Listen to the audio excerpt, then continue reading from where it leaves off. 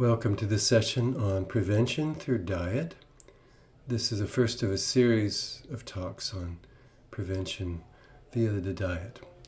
We had a section on prevention through consciousness, by enlivening consciousness, expanding consciousness. Then we prevent mistaken intellect. We prevent the mind from desiring wrong things. That's an important part of prevention. But now through diet, very important, focusing on the diet. And this material is mostly from Maharishi's Vedic approach to health, a course on good health through prevention, from Maharishi Vedic University, originally 1995. So first, let's look at the central role of digestion in health and in prevention, maintaining the physiology. And Ayurveda, very fundamental, because the whole physiology is constructed out of what we eat and how we digest it and how we eat. And so this is a beautiful quote from Charaka Samhita, Chikitsa Stan. Chikitsa is treatment, 15 and 3 to 5. Lifespan, complexion, strength, health, enthusiasm, solid build, luster of the skin, glow of the skin, immunity or ojas, energy, heat processes, and vital breath or prana all have the body fire, digestion and metabolism in the body as their cause. So that is an impressive list. Everything from lifespan to vital breath to energy, heat, enthusiasm.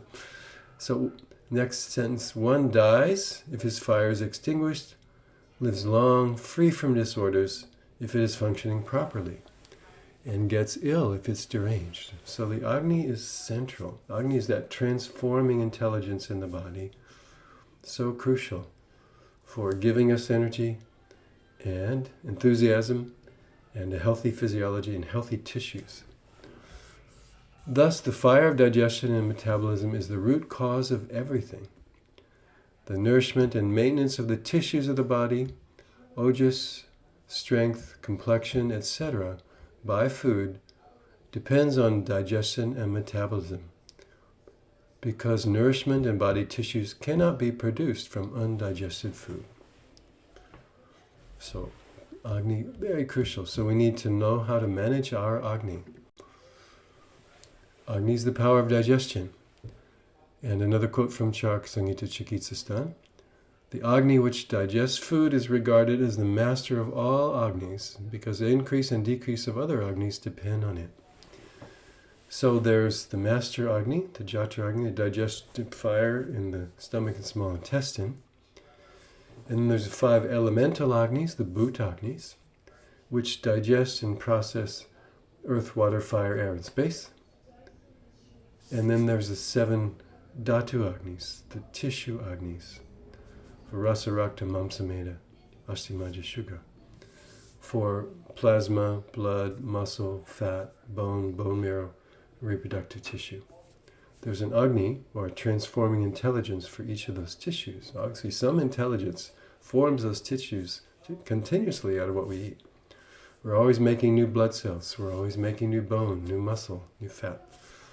And so that transforming intelligence is the Agnis. So all those Agnis depend on the primary Agni for their strength. Okay? One should maintain Agni by proper intake of wholesome food and drinks, because on maintenance of Agni depends the maintenance of lifespan and strength. Again, the crucial power of Agni. One who eats greedily, leaving aside all the rules, soon acquires disorders due to morbidity of the duodenum, the grahani, the first part of the small intestine, just beyond the stomach. That little C-shaped structure under here. That's where the main digestion happens. The structure is called grahani, and there's a host of diseases of digestion that could be related to irritable bowel, IBS, and other digestive disorders, also called grahani. So eating greedily and avoiding all the rules – gives rise to these more serious digestive issues. So how do we prevent imbalance of the Agni? In addition to excessive intake of food, the following factors also affect the body by vitiating the food which is not yet digested. So food and drinks that are heavy, rough, cold, dry, disliked, interesting, something you really don't like, it's not so helpful for Agni actually. Distending, causing gas and bloating. Irritating, unclean, antagonistic, or taken at improper times. So antagonistic could mean several things. It's if a person has too much fire or pitta, then taking more fiery, spicy, hot foods is antagonistic further to the digestive process and to their pitta. Antagonistic. Also, food that's just not healthy, not useful for the body, that's antagonistic, that creates impure food, basically. So all these features. So it has to be taken on time, not too heavy, rough, or cold, not irritating. So again, spicy food irritating for pitta, dry food irritating for vata, heavy, sticky foods irritating for kapha, antagonistic. Third paragraph. Intake of food and drinks when the individual is afflicted with passion, anger, greed, confusion, envy, or bashfulness, grief, conceit, excitement, or fear. So these are all disturbing to the Agni. If we have some strong negative emotion and we take the food in that state, then it's going to disturb the Agni and will not digest well. In brief, even wholesome food taken in proper quantity does not get digested properly when the individual is afflicted with anxiety, grief, fear, anger, excessive or insufficient sleep also. Disturbed sleep disturbs Agni. From Charaka Samhita Vimanastan. Vimanastan is the chapter on management of disorders. 2, 8, and 9. All right, so our emotional state, in addition to eating a healthy diet, we should eat in a settled environment with full attention. And if there's some strong emotion, it's good to wait a little bit and let things settle down before eating like that. Now, other factors that disturb Agni. Fasting, too much fasting. Light diet can be very helpful, but too much fasting weakens the Agni. It becomes weak if there's not fuel to feed the fire. Eating during indigestion. That means previous food has not been digested, and then we pour more food on top. That really disturbs Agni. The analogy is you're cooking some rice and it's half cooked, and then you add in some new rice on top of that. It spoils the whole pot, because then there'll be some uncooked rice mixed with the cooked rice, and that won't be digestible. Overeating and irregular eating. Overeating, of course, here's a big bowl of ice cream. If pretty much anyone ate that, they would have indigestion. Irregular eating also disturbs vata, really particularly. So mealtime should be regular, on time. Intake of unsuitable, heavy, cold, too rough, or contaminated food, as we saw in the previous slide. All these impure foods or imbalanced foods, too heavy, cold, or too rough for our digestion, it's going to disturb the Agni. Faulty administration of physiological purgation procedures or purification procedures. In Ayurveda, we have seasonal purification procedures that are good for purifying the physiology. But if that's done too frequently or too much or too strongly or improperly for that individual, then it disturbs the Agni. For example, strong purification in someone who's already delicate or weak is not good. And also for children, it's not so good. Strong purification, strong purgation, strong laxatives, those things. Emaciation to disease. The body loses tissues, loses dhatus, that disturbs vata, and it disturbs the Agni. Faulty adaptation to place, time, or season. So eating very cold, heavy food in the springtime, many people would get spring allergies or respiratory disorders or indigestion due to that. Most people would. And again, hot, spicy foods in the heat of the summer, faulty adaptation to the season, faulty adaptation to the place, might be, going outside where it's cold outside without any protective clothing, all those kinds of things. Just not being in tune with the laws of nature in that time and place will disturb the Agni. Suppression of natural urges is a big one, especially for urination, especially for defecation, for elimination. That will ultimately create constipation, increase impurities in the physiology, and moving upward will disturb the Agni. It disturbs everything up the chain in the digestive tract. Agni, thus deranged, becomes unable to digest even light food, and the food being undigested gets acidified and toxic, and that's called ama. So these are the main factors that disturb Agni, mainly improper eating. Now here are three big ones, three mistakes, main mistakes that derange Agni. Eating unwholesome and wholesome food items together. So some leftovers with some fresh food is not a good thing. They'll get mixed up and disturbed, and the body won't be able to digest it all properly. Eating too much, obviously, most people have had a stomach ache from eating too much. Eating too little also disturbs Agni and becomes weakened. And it also aggravates Vata. And eating before or after the proper time. So if meals are really delayed, then the Agni was stronger during its regular meal time. The body gets used to those routines. And then it's delayed too long, the Agni becomes weak. And so before the proper time, so again, we're not yet hungry and we're eating then, Agni won't digest it well. And third, eating before the previous meal's digested, which we kind of mentioned in the last one. When the food is not yet digested and you pour more food on it, really disturbs the Agni. It's a recipe for indigestion and or worse, more long-term digestive disorders. These three mistakes may cause many severe disorders, not just digestive disorders, but other disorders. Because impurities will block the channels and it can create skin disorders, muscle diseases, joint disorders, mental imbalances, respiratory imbalances, many kinds of imbalances. So proper eating is so crucial. So now undigested food, what does it look like? These are the 10 symptoms. Blocked shrotas or blocked channels, Shrota road. So feeling food is stuck in the stomach, or constipation, or feeling pressure in the heart or the chest area, or congestion in the head. All these things can be signs of ama. Deranged strength, balbramsh.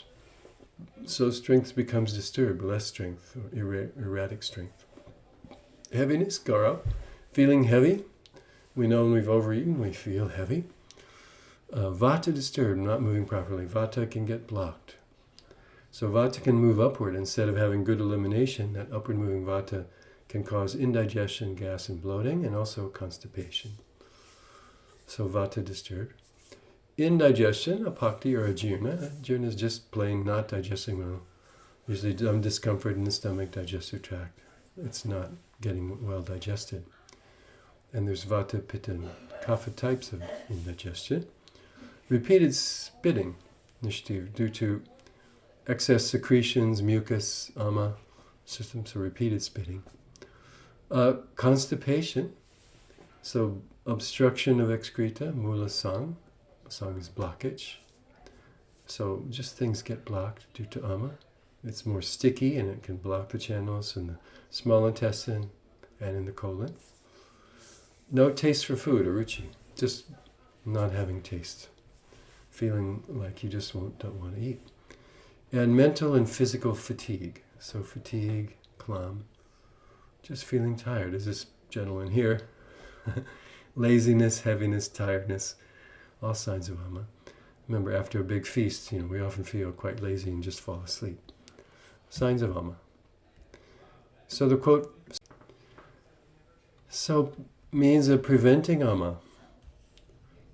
Number one, avoid overeating. That's the main thing. So 1, avoid excess intake of heavy foods. 2, avoid eating until the previous meal is digested, as we've seen. So that's typically 3 to 6 hours. If someone's strong pitta, then maybe 3-4 hours. If someone has slower digestion and kapha, then maybe 5-6 hours. And there should be hunger there. There should be appetite. 3, make lunch the main meal of the day. The reason is because the Agni in our universe is the sun, and Agni in the body is the digestive fire. And when the sun is high in the sky, midday, then the digestive fire is stronger. And so, lunch, main meal. 4, eat warm cooked meals. Avoid large amounts of raw foods. Raw vegetables in particular are difficult to digest. Now, ripe fruit is good. It's cooked by the sun, so that's okay. But lots of raw fruit is heavy, hard to digest. So lots of salad. Salad as the whole meal is actually not that easy to digest. So better have warm cooked food. A little bit of salad is okay if your Agni is good. 5, take less ice-cold beverages and food, especially if Agni is not strong. So ice cream, ice water, iced tea, those things just put out the fire. 6, avoid non-life supporting tamasic foods like leftovers, highly processed foods, fast food, food with artificial ingredients or additives. All these things are tamasic and not life supporting. They don't have vitality, they don't have prana. And we imbibe prana, we imbibe the life force from good fresh food. 7, favor a sattvic diet that is pure, fresh, and lacto-vegetarian is considered best for most people. That with dairy, if you get good quality organic dairy and you can digest it. And of course we don't take milk with vegetables or with regular meals, only with sweet taste. Avoid eating too quickly because we haven't chewed the food properly, it's partially digested and it creates indigestion. And also we might miss something that shouldn't be eaten, some foreign object in the food. And 9, eat with full attention on the meal. Avoid reading, watching TV, or working while eating, because that divides the mind and we're not really enjoying the flavor of the food, the smell of food, the sight of the food, the chewing of the food, and it just kind of goes by without our attention. And we're missing lots of nutrition, lots of nourishment then. And again, we're not chewing well probably. 10, avoid emotional upsets during meal times. As we've seen, that's a cause of imbalance. The food won't be digested, disturbs Agni. And 11, taking heavy or less easily digested foods, for example, fried foods or salad, in moderate quantity, and when the digestive fire is strongest. At the midday meal or at the beginning of the meal. At the beginning of the meal, with the appetite is stronger, then you have stronger digestion. You can take those heavier foods in the beginning of the meal typically, and lighter foods later on. So these are all the tips for prevention of ama. And if ama happens, then here's some ways to digest the ama. Light diet, just eat lighter for the next meal or the next day, or whatever is necessary to reduce the ama, a lighter diet. So favoring well-cooked veggies, soups, soupy veggies, things like light grains, avoiding really heavy things like heavy dairy or heavy desserts, or very heavy starchy potato-like vegetables and those things. Digestive spices, these are the best digestive spices. Ginger, cumin, fennel, coriander, very commonly used in Ayurveda. Making a tea with any of these, or using them in cooking, or chewing on the seeds, all very good for digesting the ama. Sipping hot water is very good. The hot water liquefies the impurities and stimulates the Agni and opens the channels all together.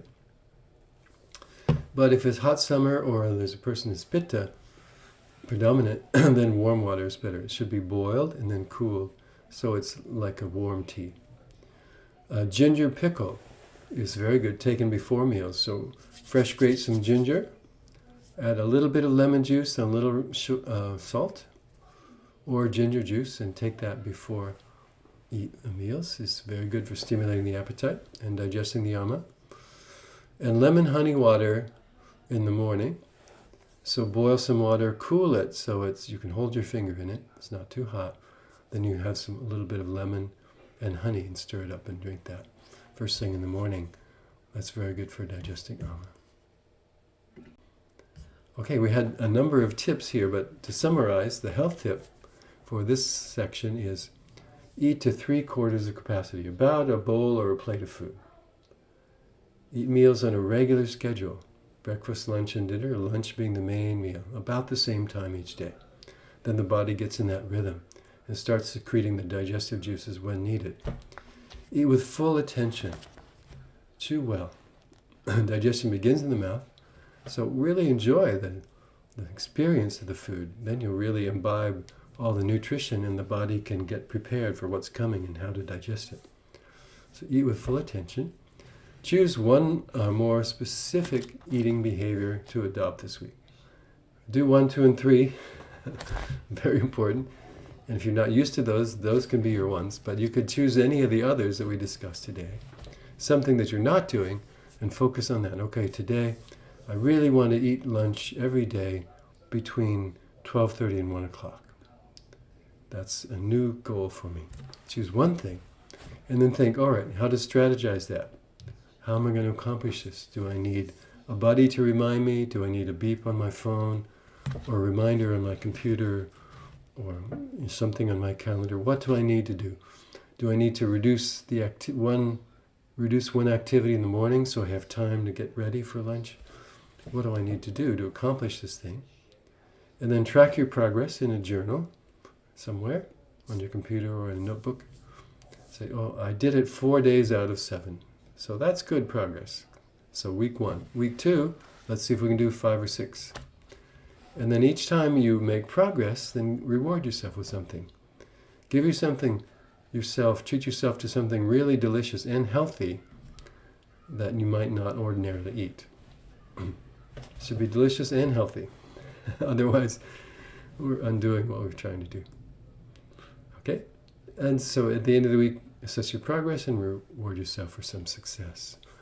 And so happy eating and balanced eating according to these principles, and it will really impact your health and strengthen that digestive fire, which is responsible for your lifespan after all.